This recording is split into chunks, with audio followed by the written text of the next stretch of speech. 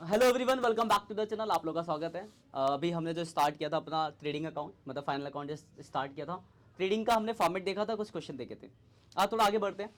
एक फॉर्मूला आएगा यहाँ पे एडजस्टेड परचेज का।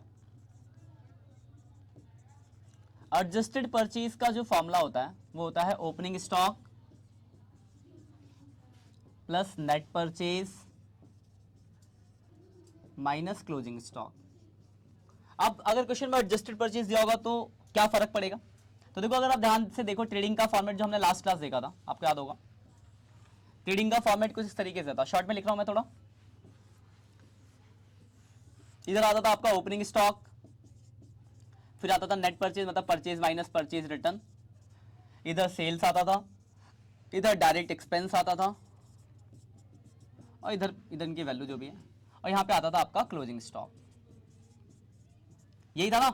फिर हम टोटलिंग करते थे, इस साइड बच गया तो ग्रॉस प्रॉफिट, और अगर इस साइड बच गया तो ग्रॉस लॉस। ये फॉर्मेट था ट्रेडिंग का। तो अगर आप ध्यान से देख रहे होगे तो ये जो है, ये opening stock plus purchase minus closing stock, यही तो एडजस्टेड परचेज है ना। एडजस्ट परचेज का मतलब क्या है कि opening plus purchase minus closing, मतलब वो परचेज जहां से ओपनिंग और क्लोजिंग स्टॉक ऑलरेडी एडजस्ट है, मतलब ये हिस्सा, ये पूरा हिस्सा एडजस्टेड परचेज है। तो अगर किसी क्वेश्चन में एडजस्टेड परचेज दे रखा है तो क्या आपको ट्रेडिंग अकाउंट में दोबारा से ओपनिंग का क्लोजिंग स्टॉक लिखने की जरूरत पड़ेगी? वो तो इसके अंदर आ गया ऑलरेडी। तो उस केस में देखो, आपका फॉर्मेट कुछ इस तरीके का बनेगा।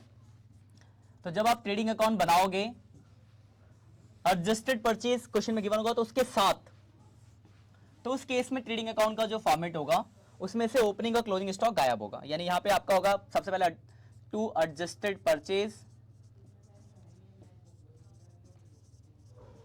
फिर होगा आपका डायरेक्ट एक्सपेंस, इधर होगा आपका सेल्स, इधर होगा आपका क्लोजिंग स्टॉक तो होगा नहीं, इसे मिटा देते हैं, और फिर हम इसकी टोटलिंग कर लेंगे। तो इधर जो बचेगा आपका तो ग्रॉस प्रॉफिट, और अगर उस साइड बच जाएगा तो ग्रॉस लॉस। यानी अगर इस फॉर्मेट में देखो तो दो चीजें गायब है, ओपनिंग स्टॉक और क्लोजिंग स्टॉक। क्यों गायब है? क्योंकि एडजस्टेड परचेज में वो ऑलरेडी इंक्लूडेड है। तो अगर किसी क्वेश्चन में एडजस्टेड परचेज दिया गया होगा तो ध्यान रखना कि आपको ट्रेडिंग अकाउंट में ओपनिंग और क्लोजिंग स्टॉक दिखाने की जरूरत नहीं है, बाकी सब कुछ वैसा ही रहेगा। ओपनिंग और क्लोजिंग स्टॉक नहीं दिखाओगे क्योंकि वो ऑलरेडी इसके अंदर एडजस्ट हो चुका है। जैसे बुक निकालो, क्वेश्चन नंबर 6 है, बुक निकालो जरा। क्वेश्चन नंबर 6 है, ट्रेडिंग अकाउंट बनाना है।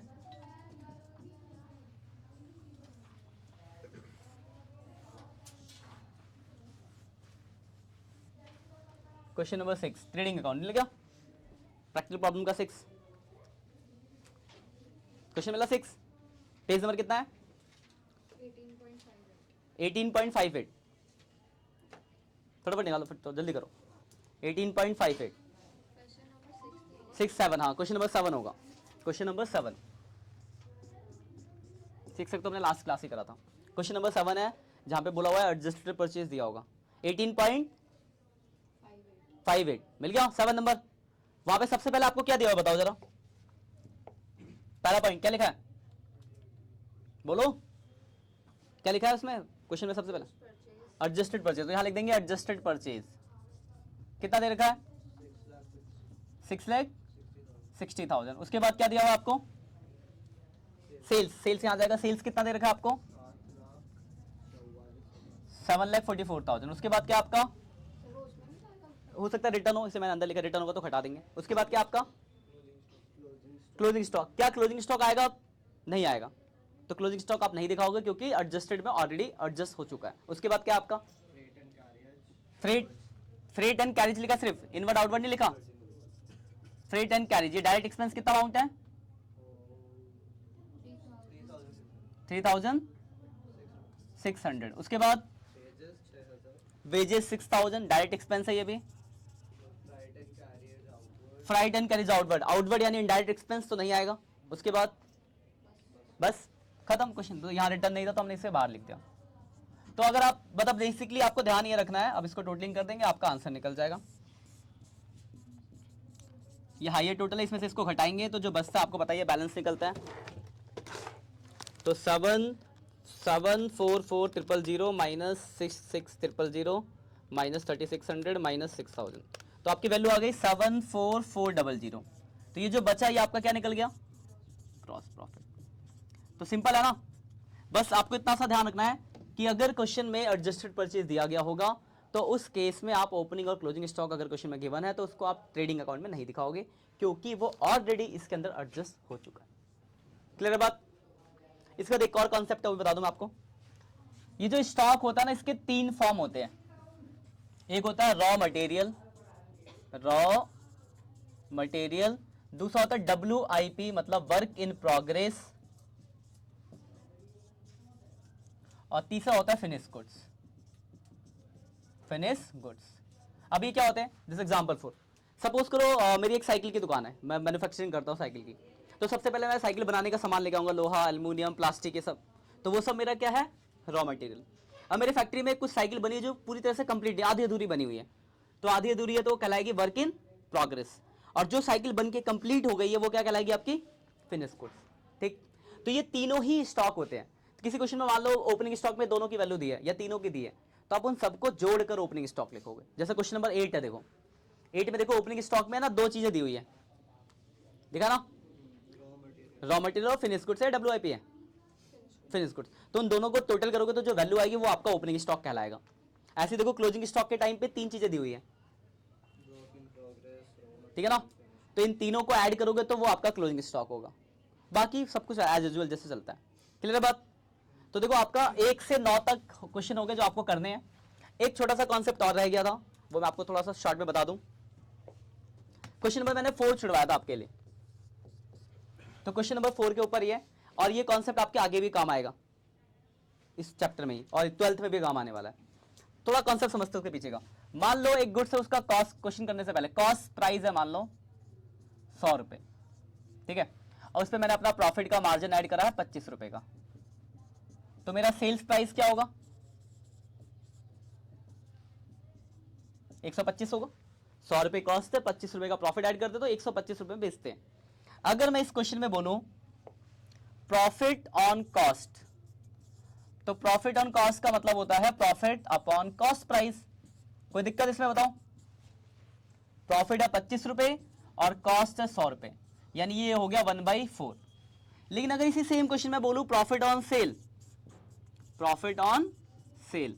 तो इसका फॉर्मूला होता है प्रॉफिट अपॉन सेल प्राइस, यानी 25/125, तो ये हो गया 1/5।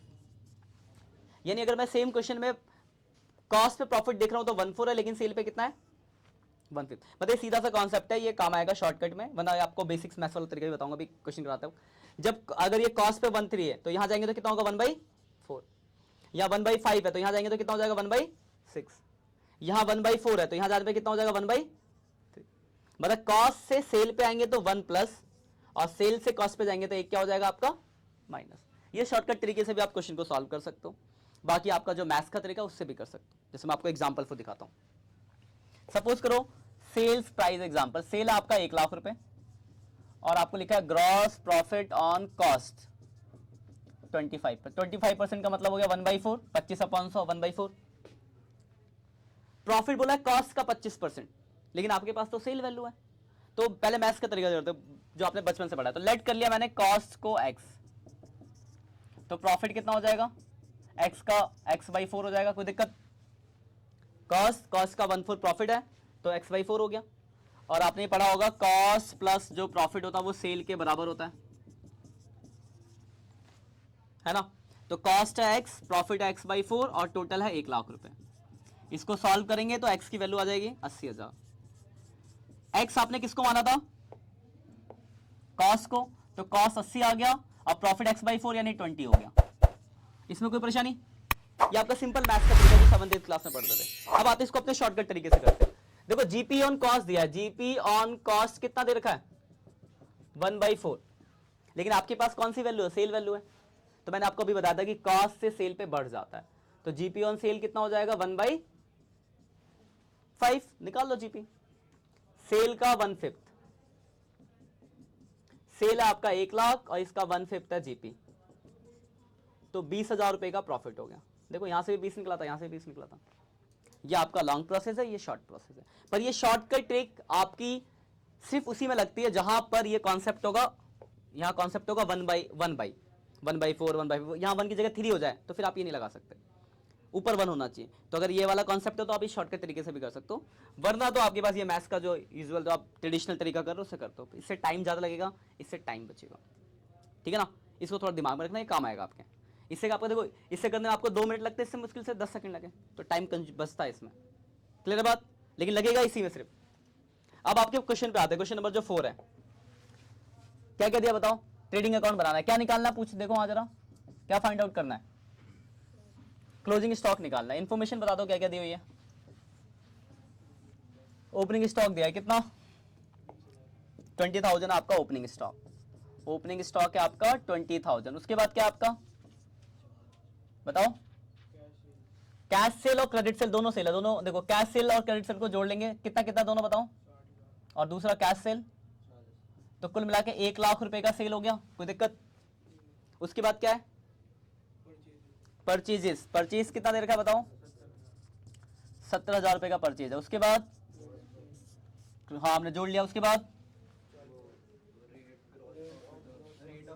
ग्रॉस प्रॉफिट ऑन कितना दे रखा है, और कुछ नहीं है। देखो डायरेक्ट एक्सपेंस तो नहीं दिया था, बट देखो यहाँ पे 2 चीजें मिसिंग है, यहाँ से आपका क्लोजिंग स्टॉक गायब है क्योंकि निकालना है, और यहाँ से जो आपका प्रॉफिट या लॉस जो निकलेगा, ग्रॉस प्रॉफिट निकलेगा, वैसे तो इसमें प्रॉफिट का रेट है, तो एक अकाउंट से मैं 2 चीजें तो नहीं निकाल सकता, फिर ये फॉर्मूला काम आएगा आपके।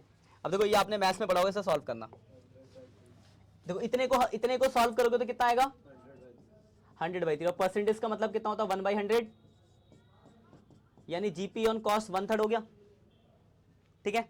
तो अगर कॉस्ट पे 1/3 है तो जीपी ऑन सेल कितना हो जाएगा 1/4, ठीक है ना। हाँ तो जीपी ऑन कॉस्ट अगर 1/3 तो जीपी ऑन सेल 1/4, सेल कितना दे रखा है 1 लाख, तो ग्रॉस प्रॉफिट निकल जाएगा 1 लाख का 1/4, 25,000 का प्रॉफिट आ गया। इसमें कोई डाउट है, ये प्रॉफिट आप यहां लिख दो, आप टोटल कर लो 1,15,000, और इस 115 में से घटा देंगे तो आपका 15,000 निकल गया क्लोजिंग स्टॉक, यही आपको निकालना था, ठीक है। तो ये जो कॉन्सेप्ट है ये वाला, ये थोड़ा काम रखना, ये भी इसमें कुछ फॉर्मूले वाले क्वेश्चन आएंगे, वहां पे भी काम आएगा, और उसके अलावा 12th में भी काम आने वाला आपका। भूल जाओ तो ये आपका मैथ्स का तरीका, इससे भी आप सॉल्व करो, ऐसा कुछ नहीं कि आपको इसी से करना, इससे करो, लेकिन आपको याद है तो इससे कर देना, शॉर्टकट है, जल्दी हो जाएगा। तो जो ऑनलाइन बच्चे हैं जरा ध्यान दो जरा ये जो हमने पढ़ा था, ये पहला पेज है, स्क्रीनशॉट ले लो, पहला पेज, ये दूसरा पेज, ये तीसरा पेज, ये चौथा पेज, ये 5वां, ये 6वां, ये 7वां, बस। हाँ आपका जो होमवर्क होगा ये देखो मैंने करा दिया आपको 2 से लेकर 9 तक, ट्रेडिंग अकाउंट आपका खत्म हो गया, तो ट्रेडिंग अकाउंट के जितने भी क्वेश्चन है जो आपने नहीं करे वो सारे कर लेना, अगली क्लास से हम प्रॉफिट एंड लॉस अकाउंट पे आएंगे, ठीक है। आज के इतना ही, मिलते हैं नेक्स्ट सेक्शन में, तब तक के लिए बाय बाय।